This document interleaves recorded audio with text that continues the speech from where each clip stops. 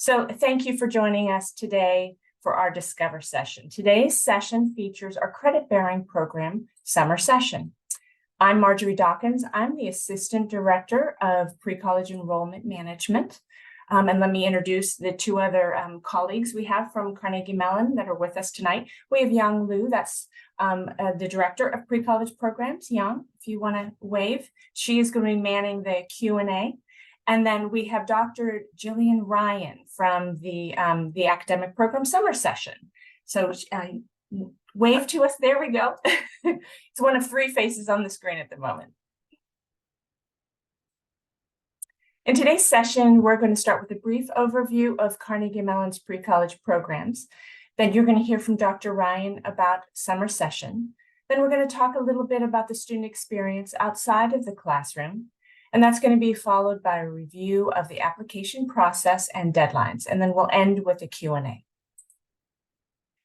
Before we begin, I'm just going to ask a few favors of you. Could you please stay on mute? I have you on mute right now. If you could remain on mute during the presentations, it just reduces any background noises.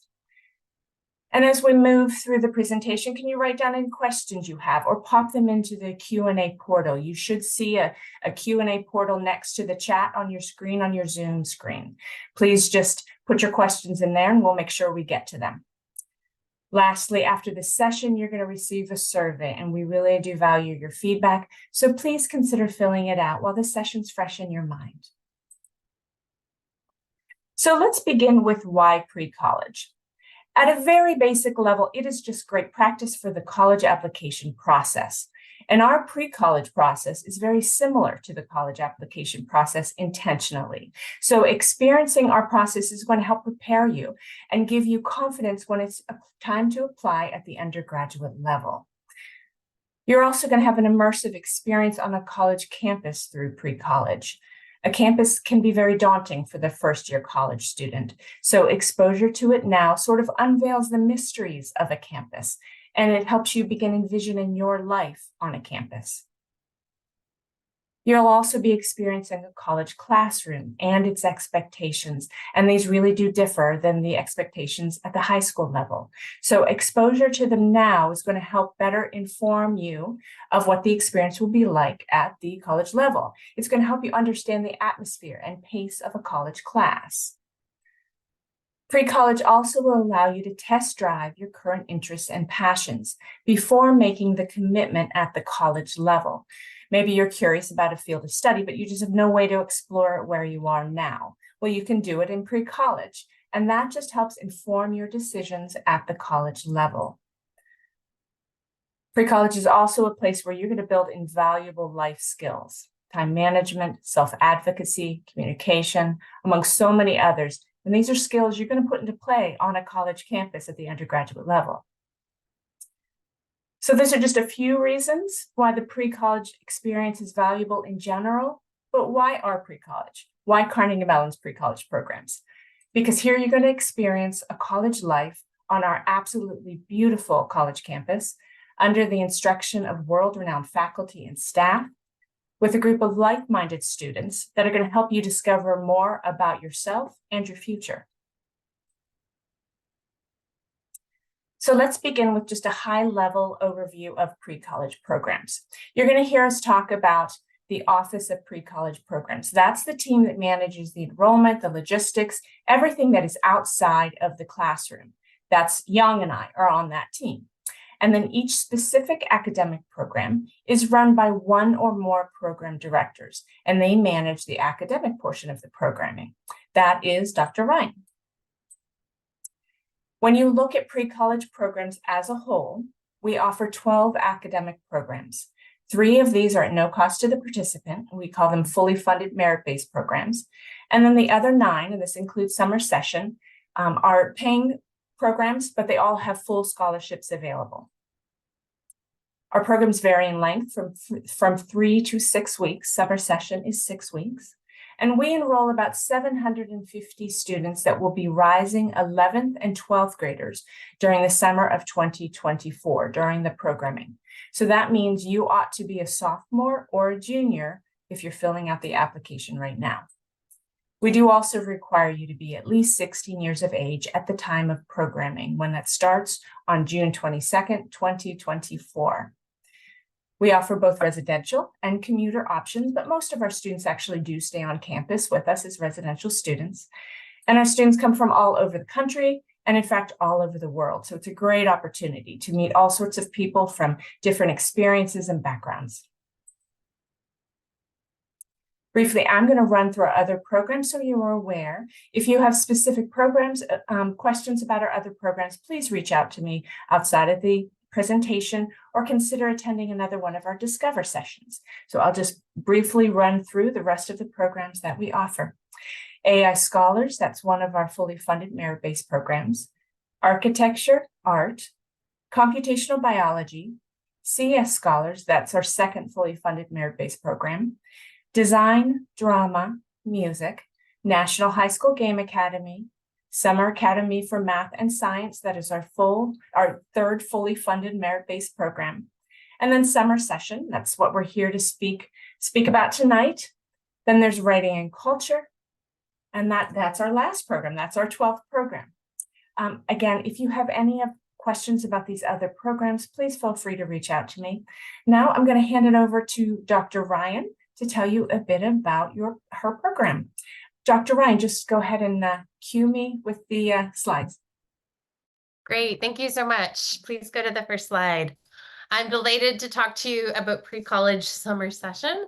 I want to start by giving you some instruction on how to navigate to find more information, whether tonight or in your follow-up research about the program. You could move to the next slide.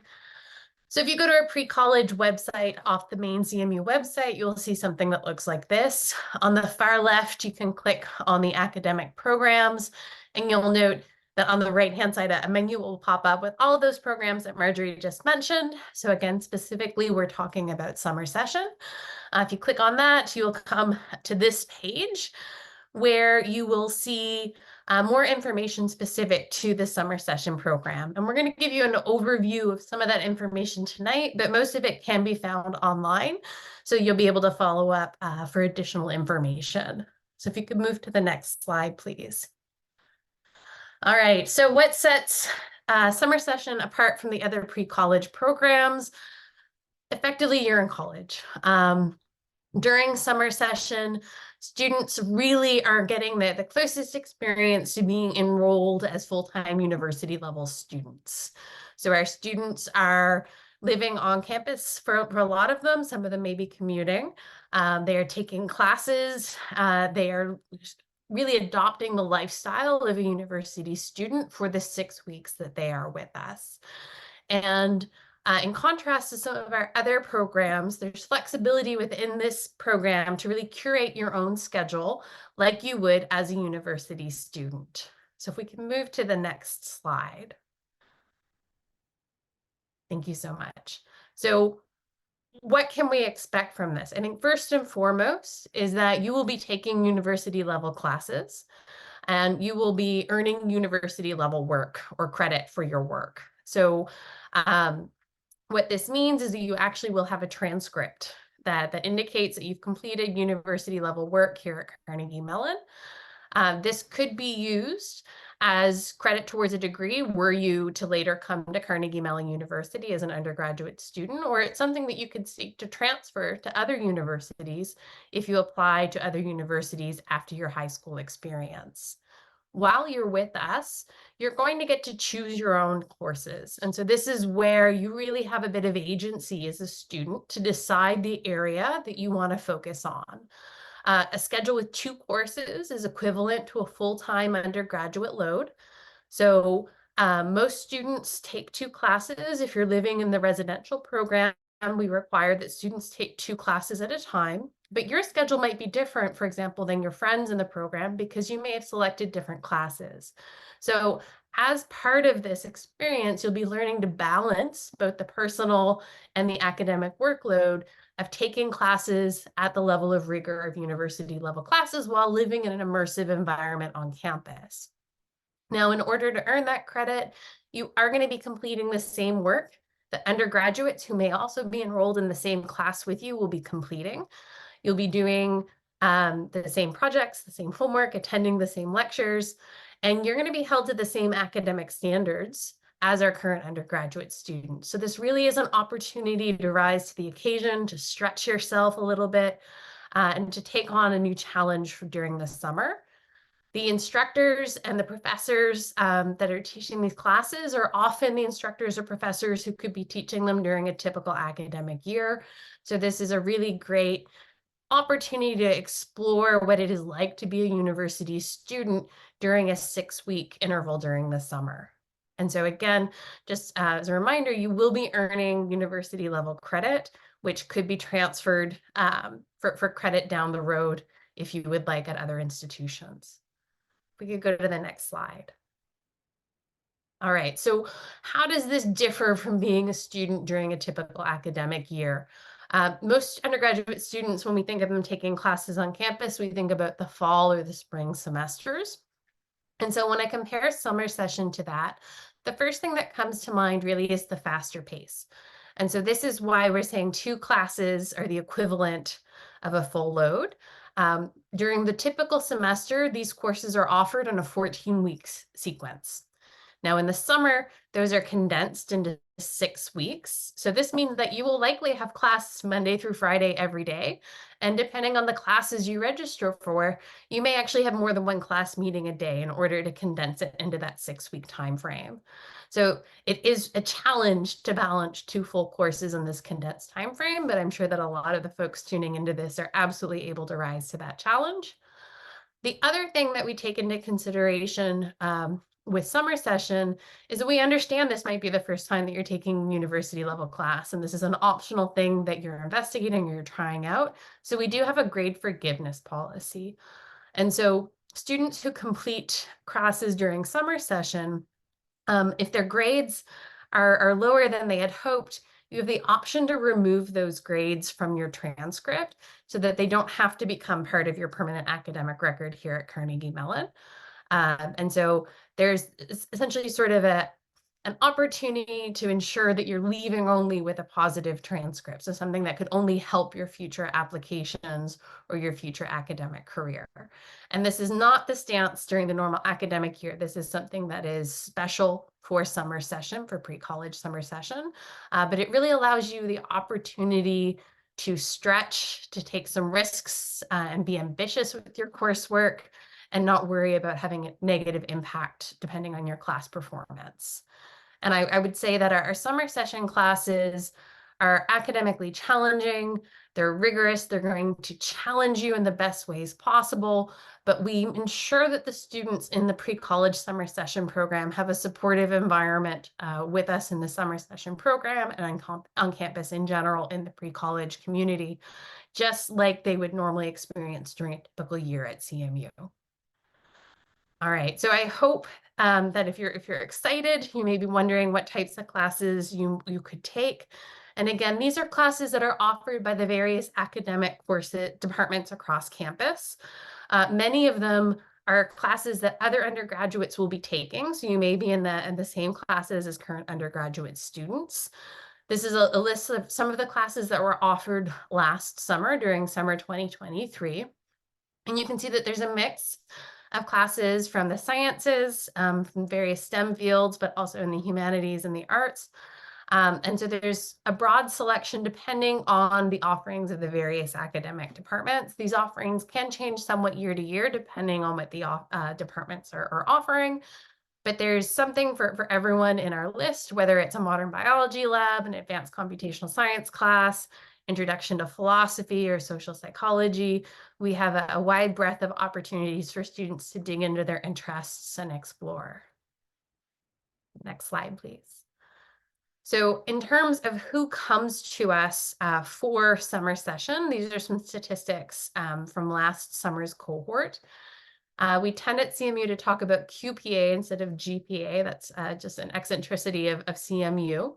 But in general, we see the same academic performance from our pre-college students that are in summer session as we do from CMU undergrads in the same classes. So pre-college summer session students are just as academically competitive in these classes as our current CMU undergraduates. The outcomes are very similar for their grade distributions. And we see a fairly broad geographic diversity for students. So typically we have around 200 students that attend pre-college summer session. Last year, we saw that roughly 15% were local and they lived at home while attending classes. And approximately 25% of our attendees last summer were international students. The vast majority of our students are domestic from the United States. We see between 15 and 20% of our students joining us with scholarship support. And historically, the overall admission rate is approximately 50%. So I hope that you will be applying to join us for next summer. And if we could move just to the next slide, I believe that's the end for me, but I'll be answering questions furiously in the Q&A on the side. Thank you. Thank you, Dr. Ryan. So I'm sure you have lots of questions about summer session, the academic portion, but let's take a minute to briefly discuss a few other important details before opening up the Q&A. A critical component of the pre-college experience is the student affairs programming and structure, or the life outside of the classroom. We have an assistant director of pre-college student affairs. It's Meg Pryor. She's not able to be with us tonight, but she focuses year-round on creating and supporting the student life portion of our pre-college experience.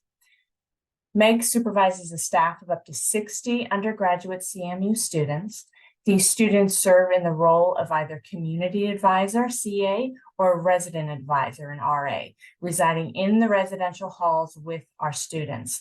And they provide 24/7 support to the students. They work collaboratively with Meg to deliver a robust and holistic student experience, and they provide a wide variety of activities for students to participate in outside of the classroom. These activities are all optional, but it is our hope that students participate in as many activities as they can manage to fit into their schedule. And this just helps prepare them for their future studies by learning how to manage their time inside and outside of the classroom and finding that balance. It also provides a lot of opportunities for making connections with other ambitious students like yourself. Some of the optional on-campus activities planned include a 4th of July celebration with a professional fireworks show. Then we have a dance at the 3-week point. And there's lots of other activities we planned, but then we also encourage students to delve into their own interests and create clubs based on the things that they enjoy doing.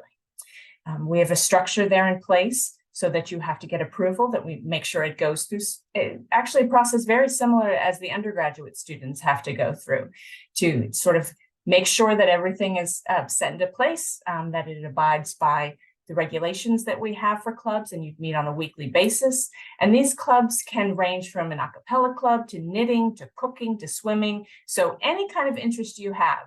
Of our 750 students, you're likely to find some other students who share that interest. And so start a club. It's a great way to make new friends.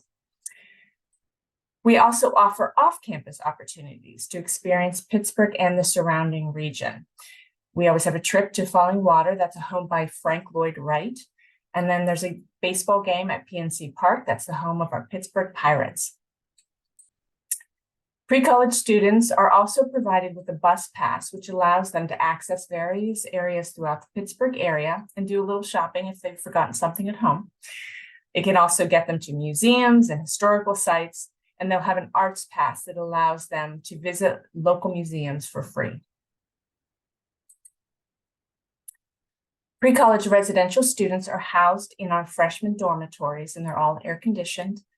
We pair our residential students with a roommate from their academic program whenever possible, and that's most of the time. The floors, however, are comprised of students from all the different programs, and this just provides students with an opportunity to meet and interact with students across the various programs. Our students have access to most of the resources that are available to our undergraduate student population, and that includes the Student Academic Success Center. That's where you can get tutoring if you need some additional support. The University Health Services, counseling and psychological services, we call that CAPS. the athletic facilities, study spaces, the Center for Diversity and Inclusion, and so much more. Our goal is really to provide an opportunity to test drive the undergraduate experience and to prepare students for what they might expect when they start their undergraduate studies, not just at CMU, but at most universities. So we have some more important details to cover before we get to the Q&A, like how do you apply for this fantastic program, right? So the application is indeed already open, and it is very much like a college application. If you go to our website, you can find a link. There's all over the place. You can find a link to our application. So you click on that link and you go to a basic page which provides a thorough instructions. Please take a moment, read those instructions carefully so that you know what you're stepping into when you begin the application and you get everything in order that you need to think ahead for. You're going to be asked for just your basic information, of course, name, address, etc. No surprise there. And then one of the very first questions is that you'll be asked if you'd like to be considered for scholarship if there is financial need. You'll need to be a U.S. citizen or a U.S. permanent resident for that. But I do ask you, you will need to answer that question. You can't move further into the application unless you make that request at the top of the application. So please take a minute and think about that. You're going to be asked for a first, second, and third choice program option. We require a first choice program, obviously. The second and third are optional. But if you have varied interests, we encourage you, please put down a second and third choice. We consider the application and the program choices in the order in which you list them. So we will first consider you for your first choice program. If for some reason you were denied for that program, it's either full or you were not eligible or qualified for some reason, then we move to your second choice program and consider you under those requirements. So we'll just go right down the row and then the third, right? We will require an unofficial, most recent transcript. So we do ask for 9th, 10th, 11th, if you have some 11th grade, if you're in 11th grade right now, your very most recent transcript. We do understand that sometimes it's difficult to get a hold of a paper copy of a transcript nowadays. So please, you can print something off of your school website. You just need to please make sure that you have your name clearly is listed on that, and the school, the location, all of the courses, all of the grades. Just make sure that everything's included on that printout before you upload it into the system. We cannot, if your school is not on it, we can't really consider it. It doesn't give us the information we need. Test scores such as PSATs, SATs, those are optional. There's an area you can upload them, but truly, nothing will count against you. This will not count against you if you do not provide them. So please use your discretion there, whatever you'd like to do. There is an area for extracurricular activities that is also optional, but it really is a good idea to fill this out. It just helps us better understand who you are and how you prioritize your time now. That just helps inform our decision as well. There are 2 essays that are required. One will be a general essay about why you'd like to attend a pre-college program. And then there's going to be a second essay that is specific to summer session and really explaining why you feel prepared for the rigor of the program. If you have a second and third choice option, you will have to write essays for those as well. So you'll want to prepare for that. One letter of recommendation will be required from a teacher or counselor. And you can request that recommendation through our online application. You'll really just come to a page, you'll input the recommender's name, the contact information, how you know this person, just a bit about that relationship. And then the system will generate an email and send it to that person. And then you just upload it directly into the system. So it's really just a one-touch process for you. You just fill some information into an application page.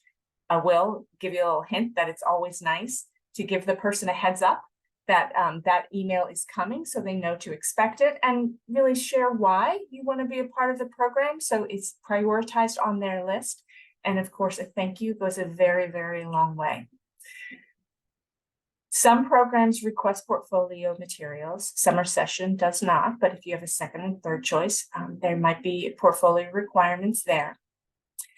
If you have said yes to the scholarship consideration question, we will need information on your household income.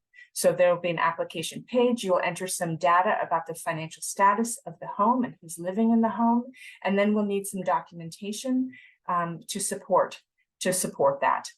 We request either a tax form 1040, just for the first page, or a NACAC application fee waiver. And that really might be the easiest route.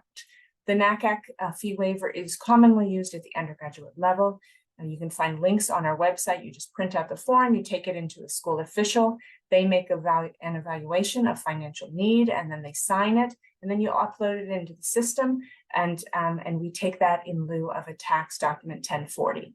If you do decide to do the tax form, we do ask for your most recent filed tax form. So it could be a 2023 if you're really on the ball in the beginning of next year, or a 2022 is fine as well. We realize not everybody's filed quite yet.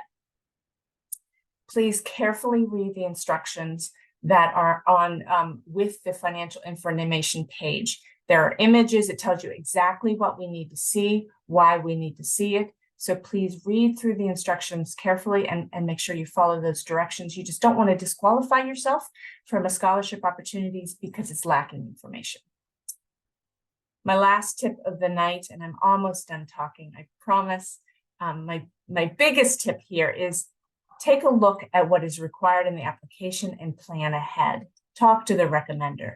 Look at the essay prompts. You can find them in the application, but also on the website. So you can begin thinking about what that response will be. If there's portfolios for second or third choice, be thinking about that. Planning ahead helps you meet that deadline, because you will not be able to submit the application unless all those materials are uploaded into the system. And the submit button simply doesn't work unless everything is loaded into the system. So you do want to plan ahead. Quickly, I'm just going to review our program dates. Our opening day is June 22nd, 2024, with an orientation day. The next day, that's a Saturday on June 23rd. Then your first day of classes would be June 24th. That's a Monday. As I said, we have varied program lengths, but summer session is a 6-week program, and that will end on a Friday, August 2nd. You have to move out on August 3rd by 2 p.m. That's a Saturday. Everyone needs to move out of the residential halls if you're living on campus with us. We do ask you to please plan to stay throughout that Friday. Sometimes people request that they might leave a day or two early, but actually with summer session in particular, you might have exams that day and you might not know. So you really do need to plan ahead and plan to participate from the full 6 weeks, moving in June 22nd, and then moving out August 3rd. That's really that it will be necessary, particularly for such a rigorous program. You really don't want to miss any time there. Application deadlines. There are 2 that you need to be aware of. The first is February 1st. That is for our early decision or our international applicants. Early decision really is, it's not binding as it can be at the undergraduate level. It just allows you to get ahead of the line, get in front of the queue. So because it is rolling admission, so programs can fill up. So you do want your application in as soon as it is complete and comprehensive. You want to get it in so that you have your best chance of getting into the program. So that's really what our early decision is. It's our encouragement to get that application in sooner than later. And then also our international applicants need to have their applications in by February 1st. That's also rolling admission. That is an earlier deadline as well, because there can be additional paperwork for international students. So we need those applications earlier. You will be notified of any early decision or international decisions by February 29th. So you get to start planning your summer early. The second deadline that you need to be aware of is March 1st, and that is our final deadline. That is also our scholarship deadline. So let me explain. There's two paths here if you're applying for March 1st. So if you are applying for a scholarship, it's due March 1st, and then we hold all the decisions. That is not a rolling admission. We hold all of our decisions and look at the full pool of candidates for our scholarships and release those decisions on April 5th. So that day, if you are applying for a scholarship, you are going to receive your decision on April 5th. No other day. You don't need to check earlier than that date. However, if you are applying for a paying position, that is going to be a rolling admission, and we will get you your decision at the latest by April 12th. But again, that's rolling admission. So we read them in order. As soon as they come in, we try to get those decisions out as soon as possible. But at the latest, you'll hear by April 12th. They're all over the website. There are places where you can join our mailing list and our updates on the deadline. So I would suggest that you do that just so you can stay ahead of it. And I did actually forget one very important part about the applications and the decisions. When you receive your decision, you will have 7 days to reply online through your portal, accepting your offer of admittance or waitlist, and pay any kind of enrollment deposit. So it would be $100 enrollment deposit for scholarships, $800 for full pay. You'll have 7 days to pay that enrollment deposit, and that secures your spot in the program. So that's an important detail I almost forgot. Again, join our mailing list for updates and tips. So we're finally at the Q&A portion of the evening. I am going to take the information that's on the screen and I will pop it into the chat so you can cut and paste that out of the chat if you would like to hold on to that. I'm going to stop sharing the screen in a minute and then we'll open it up for Q&A. Please feel free to take yourself off of mute. You can raise your hand, we'll call on you, but we can have a robust discussion about summer session. And we have Meg here. Hi, Meg has joined us, the Assistant Director of Student Affairs. So if you have questions from Meg about the Student Affairs portion, feel free to ask those as well. Okay. See any hands? Meg, will you take a look for hands while I get this information up into the chat?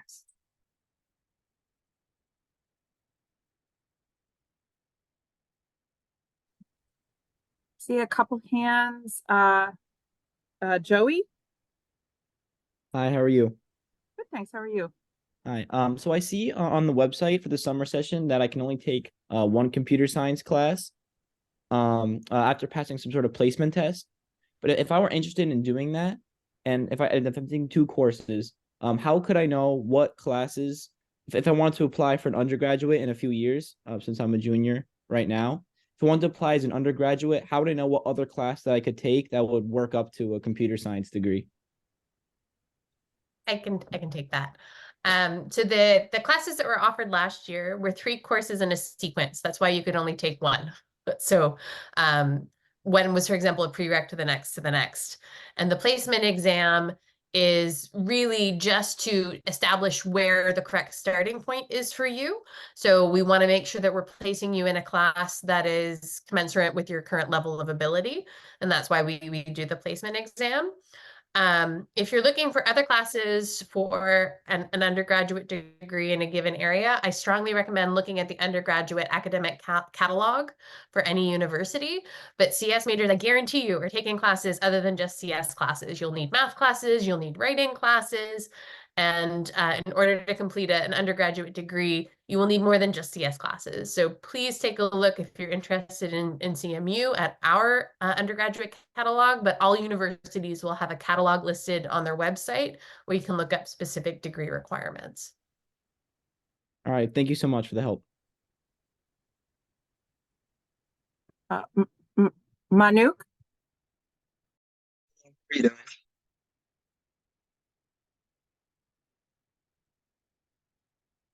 Hello, can you hear me? Yes. Okay. So I was wondering that when will the full like list of courses for the 2024 session be offered? Like all I see is the 2023 one. Yeah, so one of the wonderful parts of our program, but also one of the limitations of our program, is that each academic department decides what offerings they will provide. So they will provide those to the university. It will be released midway through the spring semester. So we can't provide it until departments provide it to the university. But late February, early March is typically when we see those schedules being released. So as soon as we have that information, it will be updated on the website. Okay, so if I'm like applying for early decision, which is the February 1st deadline, how will I like list which program choices I'd want to take that year? So there's two separate processes you need to think about. There's the acceptance to the program. And then upon acceptance, we would register for classes, but registration is at a separate date later. So if you're doing early decision, Marjorie, correct me if I'm wrong, you're saving your place. But then registration for classes is a later process that happens sort of all at once, typically in March for summer classes at the earliest. So those are sort of a two-stage process. Okay, and my final question is, if there's computer science courses offered like last year with placement exams, would the placement exams be like online or in person? So last year, and typically we offer them remotely online so that you can complete them from wherever you are, since they are required before we can register you in a class. So you would complete them at leisure from your location, and then we would access your results in order to determine the best class to register you in. Okay, thank you. We do offer, if you are admitted into the program and you've put down your enrollment deposit, if you find that you're not able to get into a class that's of interest to you, and that is unusual, but if that happens, there is a refund, full refund provided, except for the application fee. But so please be mindful of that. Okay, thank you. Marjorie, I wanted to be sure you saw the question. Is there going to be an in-person interview? No, there is not. No, there's not. It's an easy answer. Yes, I figured. I just wanted to be sure. Yes. And then there's also a question about the last part of the presentation. Someone wants to know, are we to pay for the program or only pay if you are applying for a scholarship? Okay. I'm assuming that means deposit, but I'm not sure. Yeah. So let me take a minute to clarify. So as you're moving through the application, you're going to come to a question that says, do you want to be considered for scholarship? You're going to answer yes or no. If the answer is no, that is for a paying position. You're going to move through the application. There'll be a $50 application fee if it's a paying position. And then should you be admitted, there's an $800 enrollment deposit, and then you're going to pay the full tuition, and the costs are on our website. If you say yes, and there's financial need, you're going to fill out the application. There's going to be an additional section about the financial information about your of the household, the status of the household, and then you will submit the application. And there's no application fee, so there is no $50 application fee. If you are admitted into the program, there is a $100 enrollment deposit, but that actually comes back to you when you are on campus. So you put down the $100 to hold your spot, but then we load that onto your ID card. So you can use that $100 while you're here on campus. So you could use it at the bookstore, any place that you can use what we call Plaid Cash. So that would be available. So the money comes back to you. If that $100 is an obstacle to participation and you've been admitted, you reach out to me and we can discuss waiving that fee. That we don't want that $100 to be an obstacle to anyone who's been awarded a scholarship, and we don't want that to keep them from coming. Does that answer the question? You can give me a thumbs up in the chat if you'd like. Okay, great. Thanks. We have a question that might require an answer from both our side, Marjorie, and Jillian, your side. If the attendee wants to go to any sort of event outside of the programs during the program timeframes, such as an academic event like TSA Nationals, would the student be able to attend those events and still be a part of the program? So Jillian, maybe you can answer sort of the academic side, and Marjorie and I can touch on what's involved with being off campus on our side. Yeah, so we strongly discourage any activity that would lead you to miss classwork. I think the key here is to understand the accelerated pace of the classes. You are both leveling up in terms of the academic rigor because you're taking university level classes, but we're taking a 14-week class and condensing it into 6 weeks.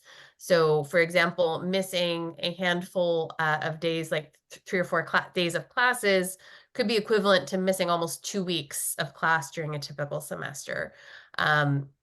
We typically would advise against activities that would pull you out of the classroom for any extended period of time, because you're missing the opportunity to learn, and also it's very challenging to catch up. And there's no guarantee that if you missed work that you'd be given the opportunity to redo it or submit late. So again, part of the moving to university level expectations is there may be less flexibility about deadlines or late work than you might be used to. And so again, I would avoid missing work whenever possible. And on our side, the more information can be found about it on our website too. But if a student, once a residential student is in the program, if they're going to be away from campus for more than 4 hours, we require an absence from campus form to be filled out and needs to be approved, which includes the permission of a parent or guardian for that. So there are procedures in place for students that have time that they're planning to be away from campus, and they also need to be in the presence of an adult, a supervising adult. Okay. What other questions do we have?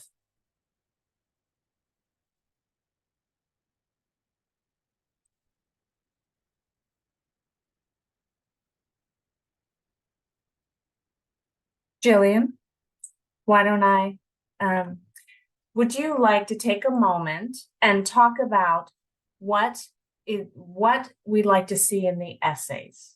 What sort of student do you feel would be successful here, right? Because we certainly want students to be successful. So what are the things that we'd like to see, the review committee likes to see in those essays, the sort of the characteristics or experiences, just some input there? Sure. So I think we would really like to see evidence that you are going to be capable of managing yourself in this environment. I'm sure your family is great, but they will not be coming with you to campus if you're a residential student. So this may be the first time that you're living on your own away from family. You may be managing your schedule for the first time, completing classwork without a lot of family oversight. And so I would love to see evidence of things that you've done where you've been independent, where you can demonstrate your own drive and ability to set goals and work towards them. If you face challenges and you figured out ways to overcome them or improve your performance academically or personally, I think those can make very compelling stories for demonstrating your ability to take on hard things. And I think we want to hear a little bit about what you're hoping to get out of the classes. So if you're coming and you're enrolling in classes, what's your long-term goal? What are you hoping to learn in this experience? And how can this experience on campus help you meet your long-term goals? So sort of thinking about this beyond just getting into the program and coming for the summer, but what could that be as a stepping stone for you as you think about what's going to happen after this summer and potentially even after high school? I think that could be really compelling and helpful for our team as we review your applications. So I'm going to ask you then a follow-up question, because I get a lot of the questions as people are filling out applications, and I hear this. So what if a school their current high school doesn't offer a lot of AP courses, or What is that okay, right? Like, are you going to be prepared enough? What would you want to see in lieu of that? AP courses can be such a big thing in high school, but they're not always available. So what are your thoughts? Absolutely. And actually, I went to a high school that had no AP credit. So Yeah. I commiserate people. I would say we would like to see evidence of strong academics. And I would, evidence of your habits, maybe, or your strategies for succeeding in your coursework. And maybe this is an opportunity to try something more challenging if your high school doesn't have an AP credit class in an area you're interested in. So maybe this is an opportunity to stretch and to explore academically. And I think it could be interesting to discuss that as a motivation for pursuing a summer session program. I think in particular, if there's a class that you're interested in taking and there isn't an AP equivalent at your school, you could potentially get credit for that class that would then essentially replace an AP credit because you'd have university level credit in that area. So this could be an opportunity to enrich or explore areas that aren't available to you. In terms of the academics, in order to prepare for classes, if you don't have an AP background in a given area, I would talk about what is in your background that you believe has prepared you to take on the challenge of the class that you're looking at. And I would guess that even if you don't have AP, you have courses and sequences that would have led up to AP that you can point to as evidence of your ability to succeed or of your ambition in this area. And also extracurriculars. Don't rule out the extracurriculars. If you're doing things like if you're in first robotics, but your school doesn't have an engineering class or a physics class or CS class, tell us about that, because that tells us about the sorts of things that you're doing that demonstrate these skills independently of coursework. So if there are extracurriculars that you think demonstrate that you have these abilities, tell us about those in your essays. Yeah. And if you're employed, if you have a job, like list that as an activity. That's good for us to know. That's a great example of self-management, right? So the idea that you're taking on responsibility and meeting deadlines. So do we have any other questions? We have a quiet group.